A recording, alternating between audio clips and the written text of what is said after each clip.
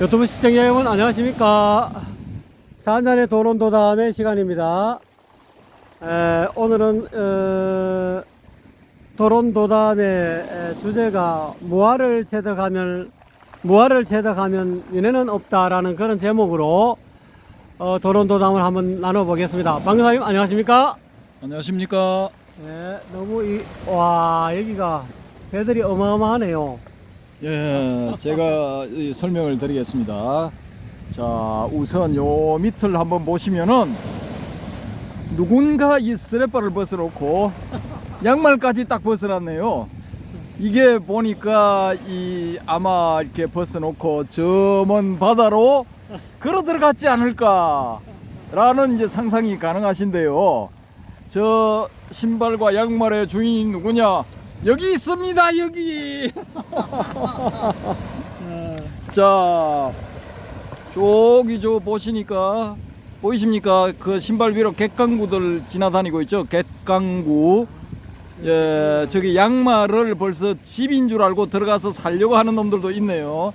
제가 가서 이제 수거를 해야 될 것 같습니다. 일단은 수거하겠습니다. 자, 야, 나와.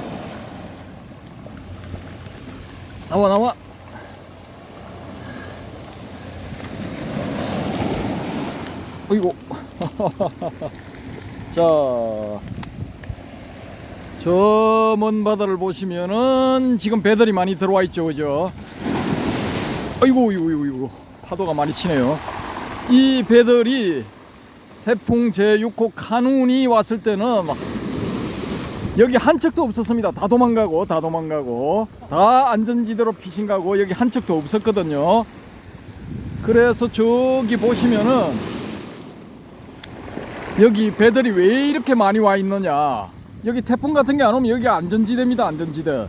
이 영도 섬하고 저 맞은편에 보이는 육지하고 사이에 요렇게 이제 이 조용한 바다가 있기 때문에 수심도 별로 이제 망망대에 비하면 안 깊고 하기 때문에 이 안전지대이기 때문에 이제 이 배들이 이렇게 많이 정박을 하고 있는 거죠. 그래서 이름하여 배들의 주차장, 배들의 정박지 뭐 이렇게 불리는 곳입니다. 그래서 쭉 보시면은 맞은편이 어디냐면은 여기 요 부분이 일송도 해수욕장이 되겠습니다. 그리고요 쭉 보시면은 여기 암남공원의 용궁다리 이 시설물이 보이죠. 예, 여기가 이제 암남공원, 요 전체가 이제 암남공원이 되겠습니다. 그래서 옛날에는 요 부분이 일송도라고 불렀고요. 또 뭐 확대하면 요 전체를 일송도라고 불렀고, 여기 이 지점, 이 부분 쭉 해안을 따라가면서 지금 흰여울 문화마을까지는 뭐라고 불렀냐면 이송도입니다. 이송도가 이렇게 계속되는 겁니다. 쭉 여기 해안가 전부를 이송도라고 불렀거든요. 쭉 이렇게 보시면은 얘들이 어떻게 왔느냐 하면은 저기 보시면은 요 동굴이 보이죠. 이 영도구에서 이걸 뚫었어요. 전임 영도구청장이 관광객들의 편의를 도모한다 해서 요 구를 뭐 20억인가 뭐 들여서 이거 뚫어버렸습니다. 뚫어버렸어. 그래서 이제 편하게 요 구를 통해서 이제 오실 수가 있는데, 안 그러면 저기서 피아노 계단이라는 계단을 올라가서 또 밑으로 내려온다. 이게 보통 쉽게 갈 수 있는 길이 아니고 무지하게 힘들거든요. 그래서 여기 뚫어 놓으니까 편하게 왔다 갔다 할 수 있고, 저기가 또 이제 연인들의 핫스팟이 됩니다. 저 동굴 안쪽에서 바깥을 보고 사진을 찍는 그런 뭐 친구들끼리 온 커플도 있고 뭐 연인끼리 온 커플도 있고 해서 날씨 좋은 날은 특히 휴일 이럴 때는 바글바글합니다. 바글바글 참고를 하시고요. 자, 여기가 이제 일송도 지역에 이게 이 랜드마크 빌딩이 되겠습니다. 새로 들었었죠. 요 근래에 새로 들었었습니다. 그리고 여기가 이제 남항대교가 되겠죠. 남항대교. 예, 요 다리도 이제 야간에 보시면은 제법 볼만합니다. 그리고 여기는 특이점이 이제 저쪽 안쪽으로 보도가 설치되어 있어서 걸어서도 이렇게 왔다 갔다 할 수가 있습니다. 참고로 하시면 되겠습니다. 자, 주변 설명은 이만큼 하고요. 조금 더 보여드릴까요? 예, 이렇습니다. 쭉 이렇게 되어 있거든요. 예, 이렇게 되어 있고요. 그래서 이제 저 앞에 예, 저기 멀리 이 해오롬님이 저 섬은 무슨 섬인가 해서 물어보시는데, 요게 이제 공식 명칭은 따로 있습니다. 따로 있는데, 여기 그 영도 사람들은 양쪽 귀가 이렇게 뼈쪽 올라와 있어서 이제 박쥐를 닮았다 해서 박쥐섬이라 부르는 섬이거든요. 예. 일명 박쥐섬입니다. 참고로 하시면 되겠습니다. 예. 그래서 어쨌든 간에 뭐 이렇습니다. 주변 상황은 이렇고요. 자, 주제로 들어가겠습니다. 주제로 들어가서 과연 그렇다면은 이 무아와 윤회, 불교의 아주 주요한 두 개념이죠. 두 개념인데, 이 개념을 일반적으로 많이 알고 계시는 거는 서로 이제 상반되는 개념, 대치하는 개념, 이렇게 알고 계시는데, 왜 그러냐 하면은 이제 이 무아윤회라는 말이 이제 나왔기 때문에 그렇습니다. 무아윤회. 이제 통상 이제 무아라 하면은 나가 없잖아요. 근데 윤회라 하면은 윤회하는 뭔가 주체가 있어야 될 거 아닙니까? 그래서 이제 이게 무아하면은 윤회가 안 돼야 되는데, 이게 무아윤회라는 말이 또 있습니다. 이게 수로가. 근데 무아윤회를 주장하는 사람들은 왜 무아윤회라고 하느냐 하면은, 이게 이 기본적으로 무아다 이거죠. 왜? 경전에 보면은 이게 나와요. 유업보이 무작자. 업보만 있고 그 업을 짓는 작자는 없다 이거예요. 무작자 이 유업보 뭐 이렇게도 되겠죠. 그렇기 때문에 안은 없고 업보만 있다 이거죠. 업만 있기 때문에 그 업이 상속해서 윤회를 한다. 정확하게는 이제 업보 윤회가 되겠지만은, 그래서 이제 무아이지만 윤회를 한다 해서 이제 무아윤회라고 하기도 합니다. 그걸 이제 확대 해석한 것일 수도 있고, 이제 다른 말로 부른 것일 수도 있는데, 어쨌든 이제 그렇게 부르거든요. 그런데 이제 이 무아윤회를 주장하는 분들, 즉 업보윤회를 주장하는 분들의 이제 특징이 여러 가지가 있는데, 그 중에서 가장 대표적인 특징이 뭐냐? 이게 윤회하는 개체들은 동일성이 없다는 거예요. A, B, C, D, E, F, G 이런 식으로 쭉 내려가면은 이게 각자 다른 거라는 겁니다. 그 대신 연속성은 있다라는 거죠. 연속한다는 거죠. 뭐가 연속하느냐? 업보가 연속한다는 거예요. 그 개체들은 A와 B는 동일성은 없어요. 서로 달라. 예, 서로 다르기 때문에 이제 이게 이 업보윤회라는 게 성립한다, 뭐 이런 식으로 주장을 하거든요. 그런데 제가 봤을 때 이건 좀 모순점이 있는 게, 예를 들어 우리가 뭔가 이런 이론을 세우면은 거기에 이제 위반되는 게 없어야 되거든요. 명백하게 위반되는 어떤 그 대표적인 경우가 나온다면은 이건 이제 이런 이론은 깨지는 거죠. 말하자면은 이건 이론으로서 성립이 안 된다라는 것입니다. 이 이론을 이제 깨는 가장 손쉬운 방법은 뭐냐? 바로 인간을 이용하는 겁니다. 세대를 거듭하는 인간. 할아버지 때부터 예를 들어 할아버지, 아버지, 나, 아들, 손자 이렇게 될 경우에 이건 동일성이 있습니까?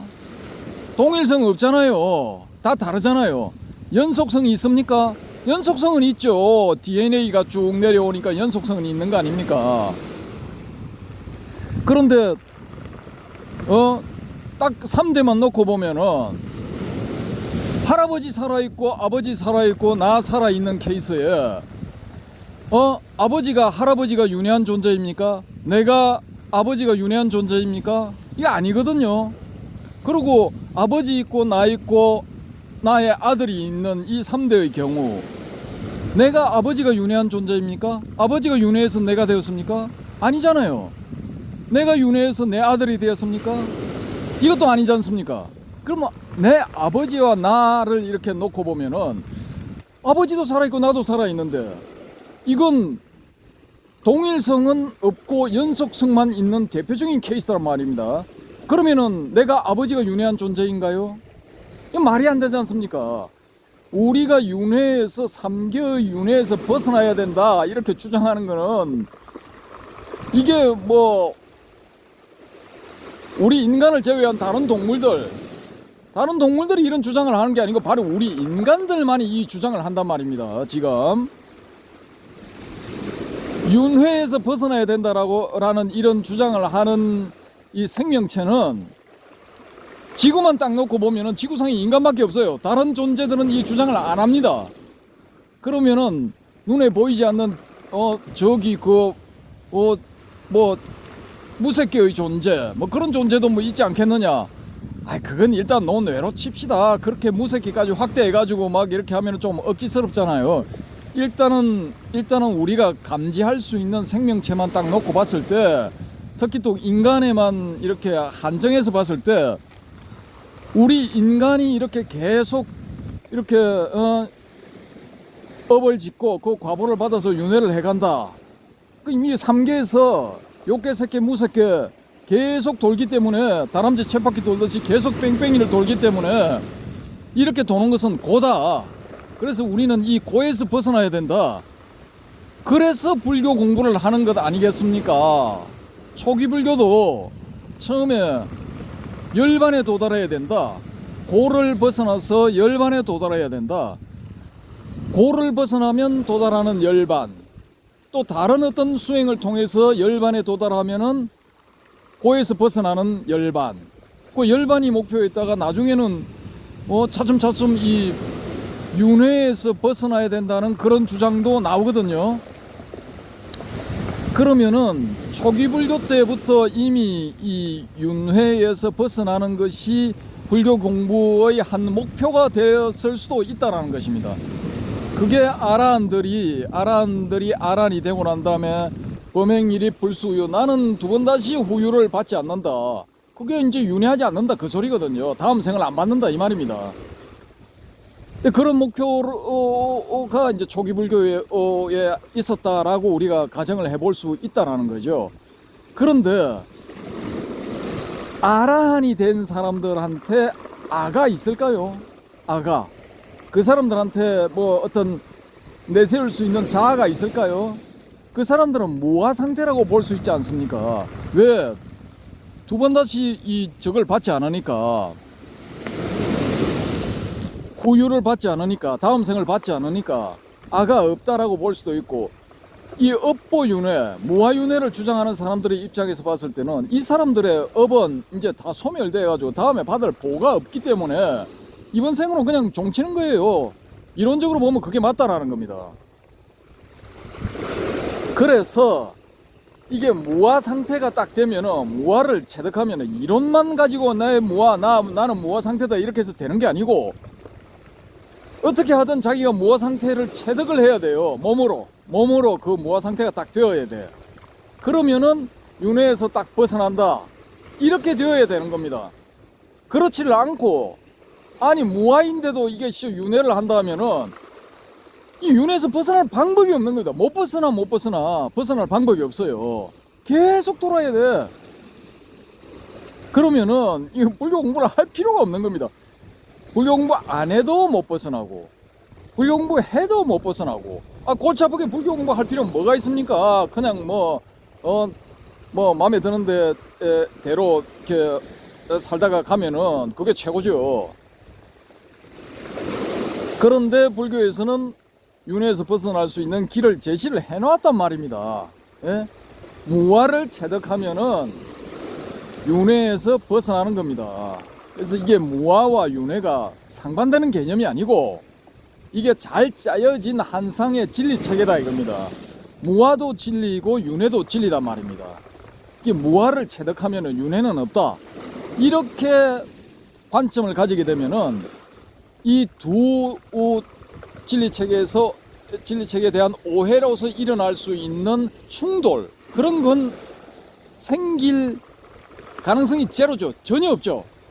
근데 자꾸 무화윤회 거기에 천착해가지고 이 용어가 주는 그런 어떤 그 굴레도 있거든요. 그럼 무화윤회, 업보윤회를 무화윤회라고 표현을 해버리니까 아 무화도 윤회하는갑다 뭐 이런 식이 되고 뭐 억지스럽게 또 이게 뭐 동일성은 없고 연속성만 있다 막 그렇게 해서 이 업보가 윤회하면서 각각의 개체를 만들어내고 그렇게 해서 뭐 이렇게 과보를 받는 거니까 다 윤회를 하는 거다 뭐 이런 식으로 이제 주장을 하게 억지스러운 주장을 하게 된다 이겁니다. 그게 금방 깨지죠. 그 우리 인간의 이 경우를 딱 이렇게 세대를 거쳐가면서 2대 3대 뭐 이런 식으로 해가지고 대입을 딱 시켜보면 이건 딱 깨져 버리는 겁니다. 그래서 너무 이렇게 그 용어에 얽매일 필요가 없습니다. 용어 자체에 얽매이기 시작하면은 이게 이제 엉터리 혹은 이제 사이비 쪽으로 빠지게 되는 길이거든요. 그래서 이제 반야심경에서 복잡다단한 그런 이론 개념들 그거 해봤자 그냥 이게 잘못된 길로 미로에 빠져가지고 헤매게 만들기 때문에 야 일거에 다쳐 일거에 그냥 다 쳐버려 이런 거 다 필요 없어 라고 주장한 게 이제 공 혹은 공성이 되는 것입니다. 그 대성불교를 일으킨 보살들이 이제 그런 개념을 제시를 한 거죠. 근데 그 이전에 초기 불교만 놓고 봤을 때도 이 무아와 윤회는 잘 어울리는 진리상이지 이걸 그냥 무아윤회라는 그 단어에 집착을 해가지고 무아도 윤회한다더라 하고 이렇게 가정을 딱 하고 들어가 버리게 되면은 그냥 다 꼬여버리게 되는 겁니다. 전부 꼬여버려요. 모든 게 다 꼬입니다. 그렇게 해서 이렇게 불교 교리에 접근하게 되면 다 꼬이게 돼 있어요. 그러니까 그런 데 대한 이제 오해를 하지 마십사 하는 그런 의도에서 이번 이 도론도담을 만들게 됐고요. 또 한 가지는 이제 이 바람의 금객님이 딱 이렇게 이제 무아와 윤회를 어떻게 풀 것인가 해서 또 지난번 어떤 꼭지에 댓글로 이렇게 질문을 하셔가지고 그 질문에 대한 답변도 겸해서 그렇게 해서 이제 이렇게 이번 꼭지 촬영을 하게 된 것입니다. 그래서 뭐 이렇게 바람의 금객님 덕분에 우리 그 구독자님들 혹은 이 영상을 보시는 분들도 야 이게 무아와 윤회의 관계에 대해서 이제 내가 이 가닥을 좀 잡겠구나 이런 생각이 드실 수 있을 것입니다. 그래서 혹시 또 이렇게 나는 다르게 본다, 나는 네 생각하고 조금 다른데 뭐 이렇게 생각하시는 분들은 댓글을 달아서 이렇게 의견을 표시해 주시면은 거기에 대해서 또 토론을 한번 해보도록 하겠습니다. 이상 이 의견은 다 말씀드리고 해오름님께 이 카메라를 넘기도록 하겠습니다. 여러분 잘 들으셨습니까? 무아 윤회 굉장히 밀접한 용어이지만 무아 윤회를 같이 붙여서 사용하면은 그런 어떤 이런 좀 뭐랄까 오류가 생길 가능성이 있고 잘못된 사견에 빠질 위험성이 있다는 것을 방거사님이 잘 설명해 준 것 같습니다.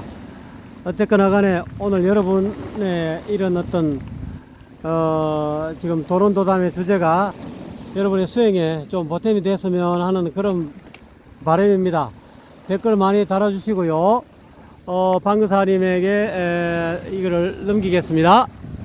예, 제가 급하게 이제 콜을 한 것은 다른 게 아니고 요 무아와 윤회의 관계에 대해 가지고 제가 이제 자세하게 풀어놓은 이제 논문 비슷한 글이 한 편이 실려 있는 책을 소개해 드리려고 넘겨받았습니다. 자, 지금 보시면은 요 불교평론이라고 되어 있죠. 불교평론. 요 불교평론 36호 쭉 내려오면은 2008년 가을호거든요. 이게 개간지가 되어서 지금은 뭐 어떻게 나오는지 모르겠습니다만은 그때 2008년 당시에는 개간지로 나왔습니다. 여기 쭉 보시면은 논단 부분 위에서 두 번째 무아를 체득하면 윤회는 없다 해서 제 이름이 나오죠. 요 부분을 보시면은 요 관계에 대해서 자세하게 보실 수가 있습니다. 자세하게 보실 수가 있는데 이 책을 안 구하셔도 요 인터넷에서 불교평론을 치시면은 포털에서 치시면은 불교평론이 딱 뜹니다.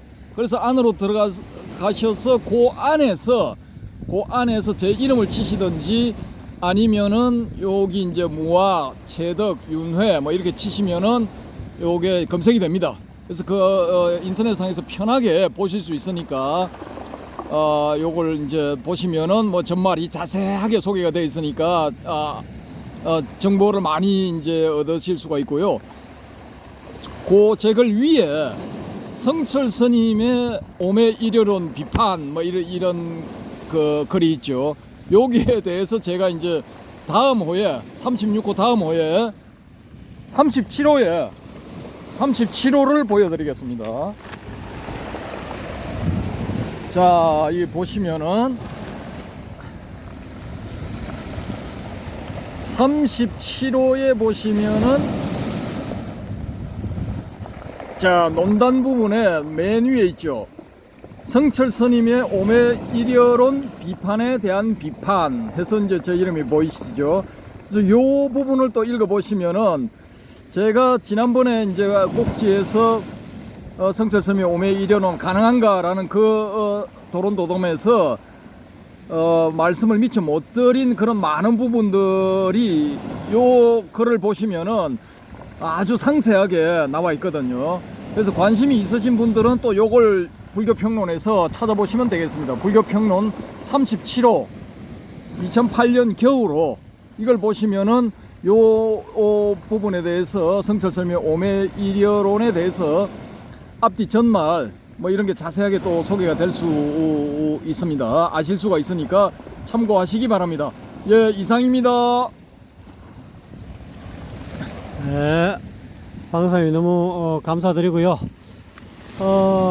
금방 그 불교 평론을 잘 보시면은 이 무화를 체득하면 윤회는 없다. 이 부분을 조금 더 면밀하게 한번 살펴보시고요. 무화를 체득한다 하는 그 말에 대해서 조금 궁금해 하시면 댓글을 많이 달아주시기 바랍니다. 안 그러면 여러분이 알고 있는 무화를 체득한다라는 그런 의미가 좀 구체적으로 어떤 의미인지 여러분 댓글도 달아주시면 다음 꼭지에 한 번 더 거론할 수도 있는 그런 제목 주제 같습니다. 방사님 수고하셨습니다. 감사합니다. 여러분 수고하셨습니다.